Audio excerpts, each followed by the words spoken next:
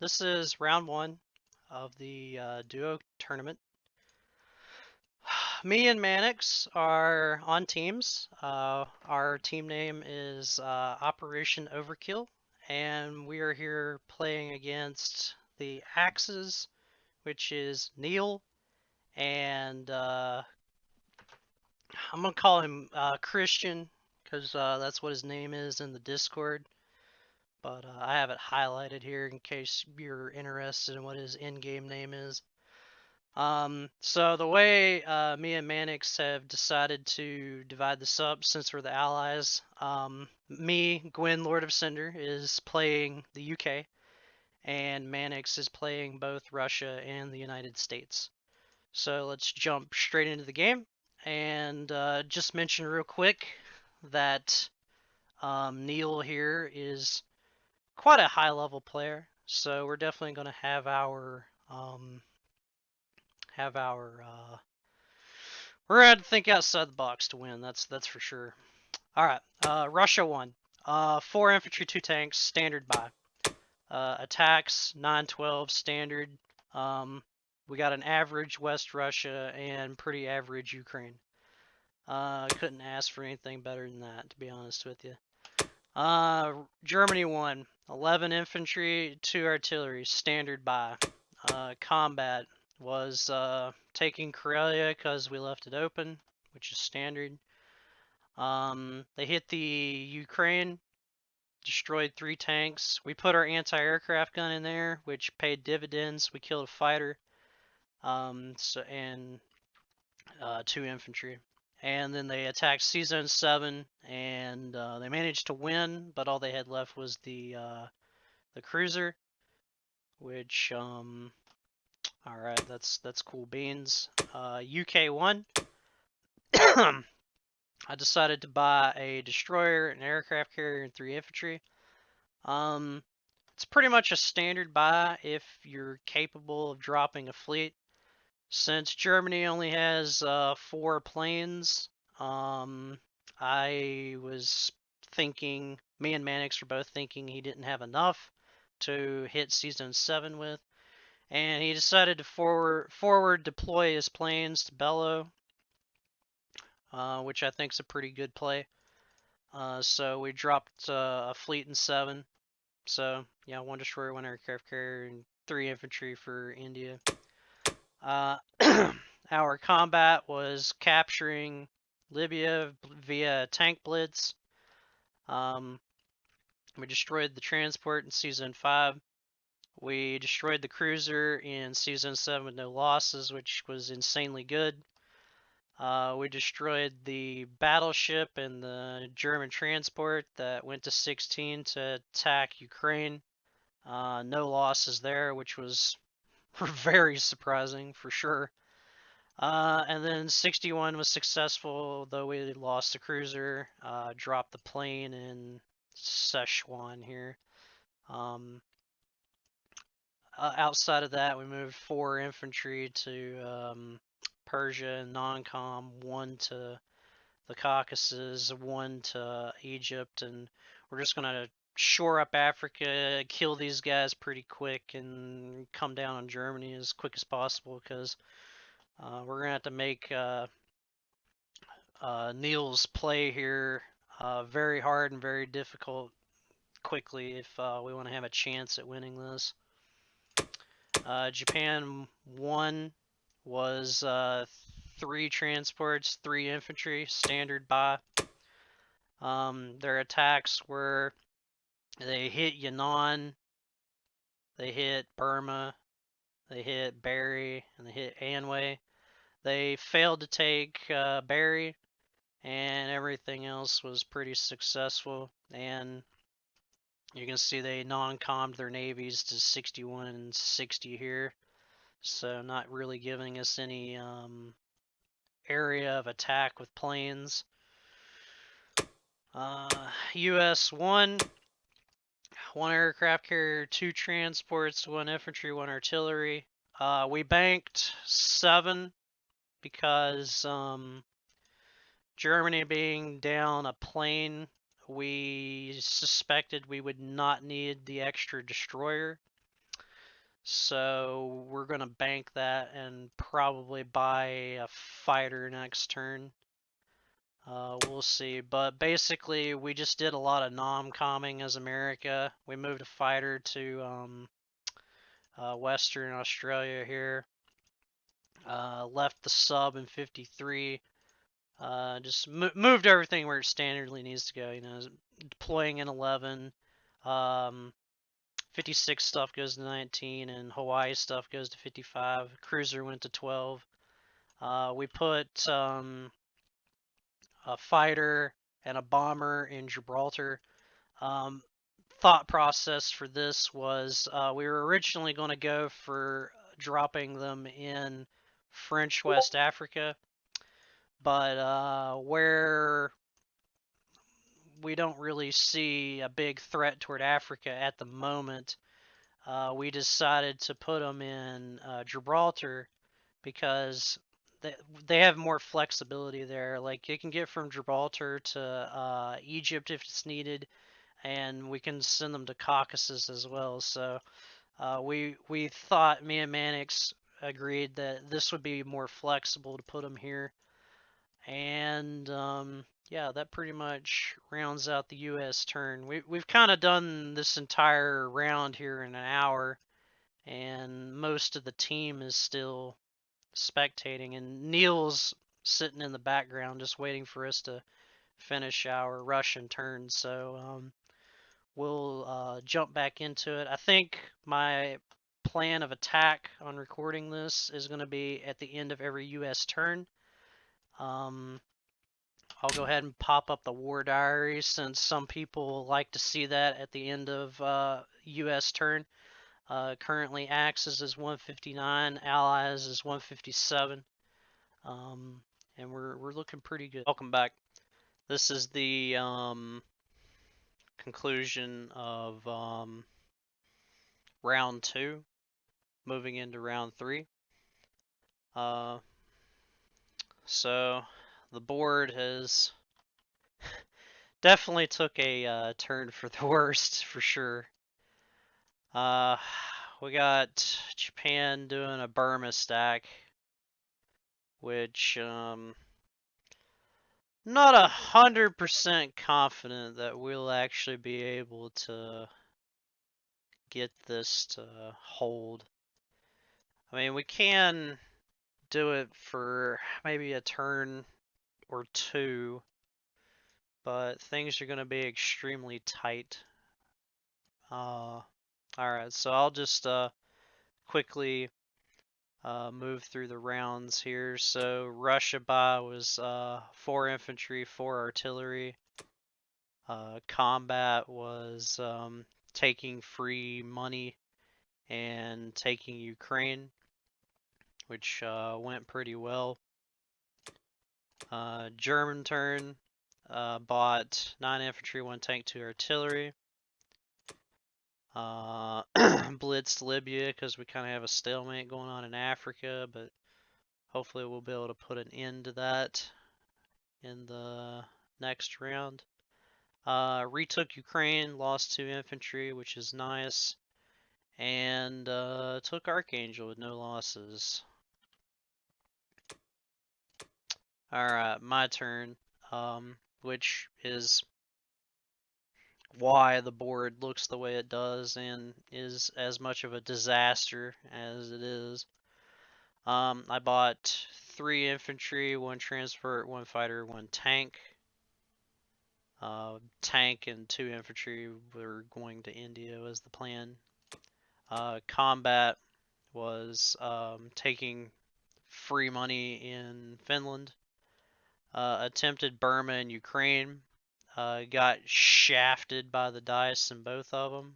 Managed to kill the infantry in Burma, but this failure to take Burma here is it's catastrophic on the game, pretty much. We're gonna have a real tough time holding India, and I mean real tough time.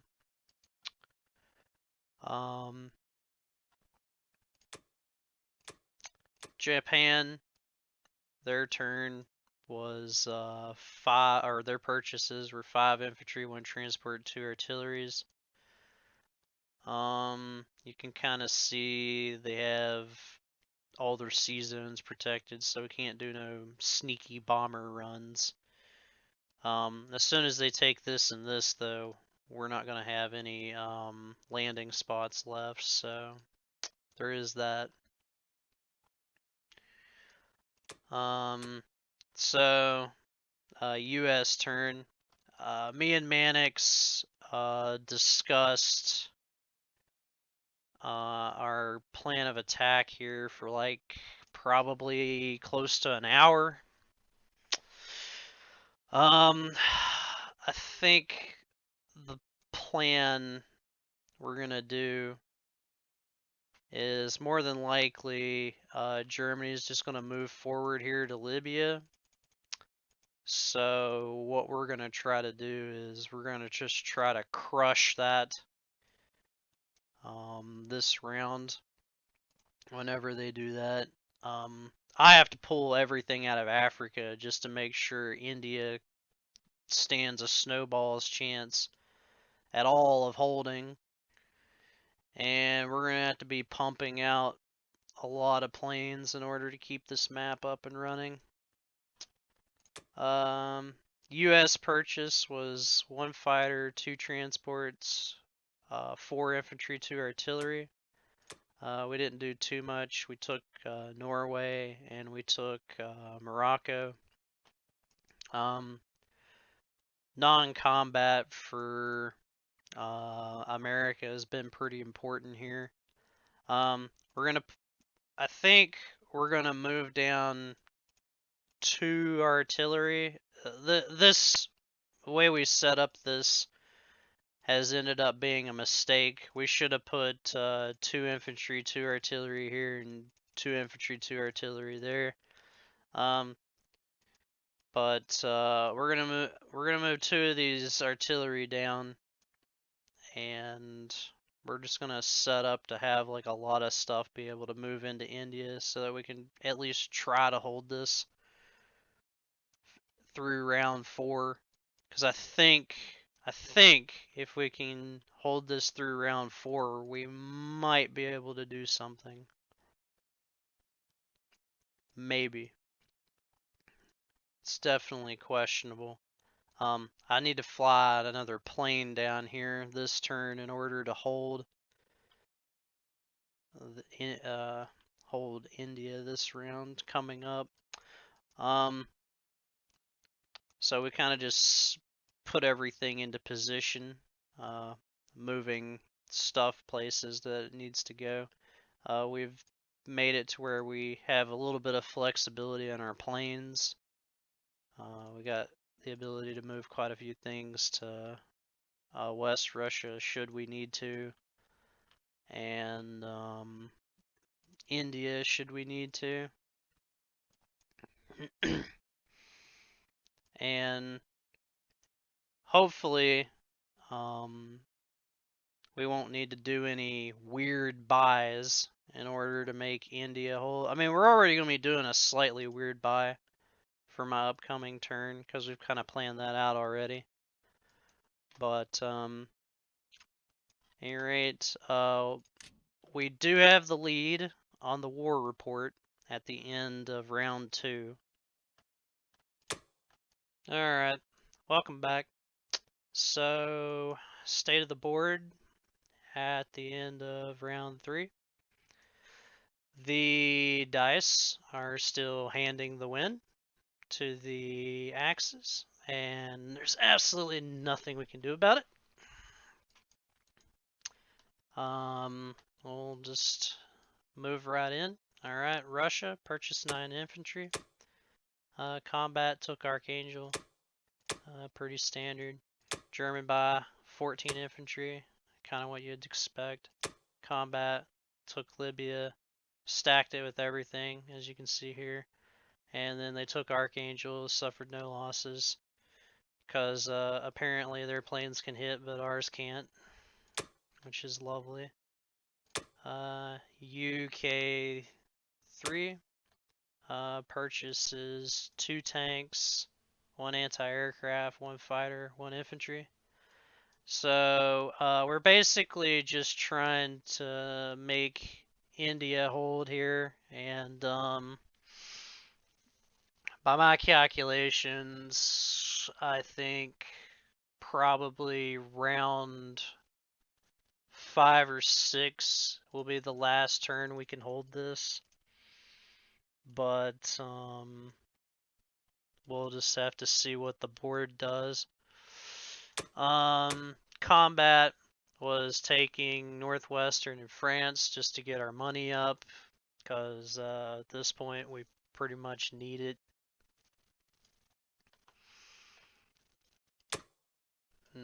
That's about it. Japan purchased 8 infantry, 1 industrial complex. They're getting full expansion on, as you can see from the board. Their combat was Yakut, Kazakh, Soviet Far East, Evenki.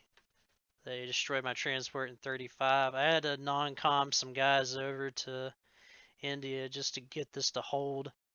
We've had to completely abandon Africa just to hold this. And then they took Novobrisk with no losses. So yet another round of no return fire pretty much for the Axes. And the turn that went absolutely awful. Like, there's no other words for this. Completely awful. US bios, 3 transports, 3 infantry, 1 fighter, 1 artillery. We had an extra set of guys over here, so we bought a transport for them, and we're just going to send everything over next turn. The combat was we took Algeria, took Southern Europe. We got shafted real bad in Libya. Just nothing was hitting at all. Bomber didn't hit, plane didn't hit, cruiser didn't hit, nothing knew how to hit. For multiple rounds of combat for those planes, which is just insane. And we managed to capture Kazakh, which doesn't matter because this right here, this failing right here, that's probably the final nail in the coffin on this map, to be honest with you. Final nail in the coffin for sure. No way around it. But yep, that's what we got. I guess the plan for moving forward is going to be trying to keep Japan out of 34, which I think is going to be impossible after Germany's turn. But we'll have to see. Neil is, if the dice keep going the way they are, Neil and Christian here are going to just absolutely have the game with pretty much no say-so from us. Alright, well, we'll see you back next time. And there's the war report. Welcome back. So this will be the conclusion of round 4.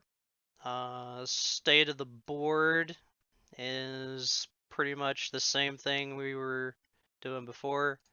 We're squeaking out odds on India and squeaking out odds on West Russia.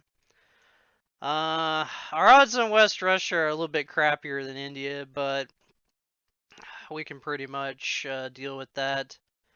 So we'll jump back into the game, see what everybody bought, and move on from there. So Russia bought 8 infantry, standard buy. Combat was Archangel in Ukraine. Went pretty decently, I would say. But so far it's better than last round for sure. Germany decided to hard stack France this turn, I believe. And luckily that gives us a little bit of reprieve from attackers coming to West Russia, so stuff should be um a little more easy for next round to hold. They bought 10 infantry, 2 artillery, pretty standard buy. Combat was they took Egypt because we had an abysmal Libya attack that just couldn't get a plane or a bomber or anything to hit. Took back France, Northwestern, Ukraine, Archangel, and Southern Europe. So pretty standard. My turn. The purchases was 2 fighters, 5 infantry, and a tank. Mainly because we wanted to take Northwestern and Baltic, so we were just going to use a couple guys to do that. We failed this one, so usual stuff. Combat was Baltic, Northwestern. We knocked them out, failed to take it. Normal dice in this game, if you ask me. The friggin' snake eyes back. See it all the time. Next turn is gonna be kind of questionable what we're actually gonna be able to do. Definitely not gonna be as much freedom for sure.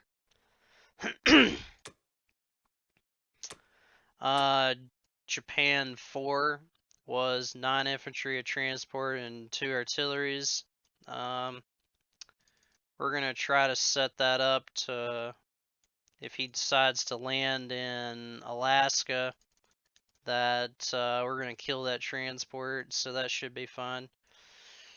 Combat was Vlogda and Kazakh. Kind of expected, to be honest with you. Then US 5 was 9 infantry, 1 plane, 1 transport. So what we're wanting to do here is in round 5 we want to be on full production. So the idea here is we're gonna buy an industrial complex for Norway and enough to fill all of our transports moving forward. So we're slowly getting the shuck together. So before I go into the U.S. combat, well, actually, hold on. Let's just get the combat out of the way, and then I'll discuss that. So like I said, U.S. took Northwestern because I failed it. We took in Italy because it was open, and the United States took Libya because that was open. So pretty much what anybody would expect you to do. So I've been kind of looking at the board, and we've been calculating ahead a little bit. India is definitely going to be questionable to if we can hold this in round 6, because it's just the board's starting to get really nasty for us, to be honest with you. Really nasty. I'm hoping that we can get enough planes in India soon that we can actually threaten to kill this fleet, so that he has to go back to 41. Like anything to slow down this shuck. Whether or not that's actually going to happen, I don't really know. It's definitely going to be pretty questionable, I think. Especially considering that after Japan 5, he won't need as many of these planes to be here anymore because he's gonna have like way more stuff. But yeah, that's a future problem, I suppose. We'll just have to see how the board goes. Hopefully, we can start getting some good dice because we've kind of had since round one's been over, we've just had terrible dice on anything that matters. But at any rate,